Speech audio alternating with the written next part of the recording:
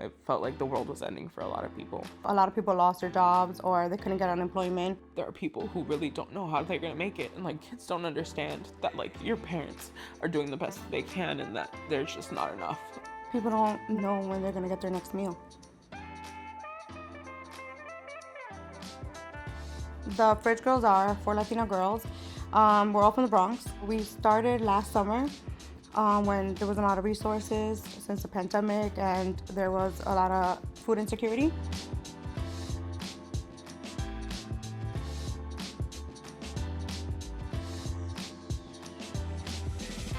Doing this like radical thing of just like having a fridge outside available and open to the public 24 hours a day that anyone can like drop off something or take something without any questions, without any red tape. It kind of just like caught on like wildfire.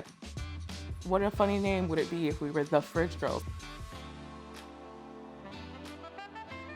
We distribute every week from Tough City in the Bronx, and we also have families that we work with directly. Instagram has been huge for this. We've been able to reach out to businesses, to organizations that we want to work with. Sometimes they need hygiene products or clothes or blankets, whatever they need, they call us and we help them out. Communicating with your community and knowing what they like, what they know, what they need, so that you can better serve them and more effectively serve them. There are places where like people are not gonna know what to do with a cactus in a certain area of the Bronx, but if you bring it to another fridge, there's a whole bunch of people who will be able to cook that and will be so glad that that like ended up in their fridge. The biggest part of it is just finding places that have that food waste at the end of the day and offering them this as an alternative. I think it got attraction because people needed it. It was a resource that helped people and people saw it was helping people, so everyone joined in. The Fridge Girls are just an extension of a long line of like women who have always worked to make sure that their communities and their people and their loved ones were cared for and fed. I always wanted to be a part of my community and help. You know, this is why I'm minoring in human rights. Balancing work, child, and school and Fridge Girl is hard. Like, sometimes I get really overwhelmed that I feel like I'm drowning sometimes, and it is hard. I've had moments that I'm like, I lock myself in my room and cry. But, you know, I find a way out and keep going and helping. She helps her husband with his business. She is on her second to last semester of school, and she like does so much. I'm a senior at John Jay College. I major in criminal justice, but I'm minoring in human rights. So it's kind of hard, but I'm almost done. 2 more classes, and I graduate.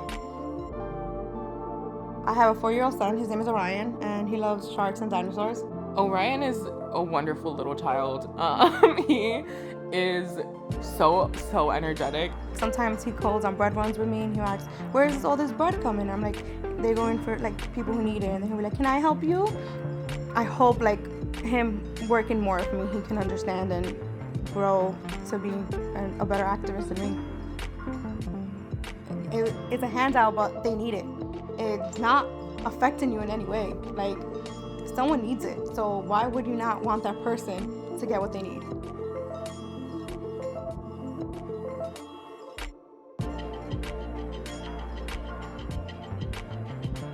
I wouldn't be alive today if it weren't for a lot of these government programs. We wouldn't have survived. Looking back on it, the stigma was a lot worse. It was like feeling kind of like less than. That was like the worst part of it and like the most humiliating part of it. Like, I wished that we had more.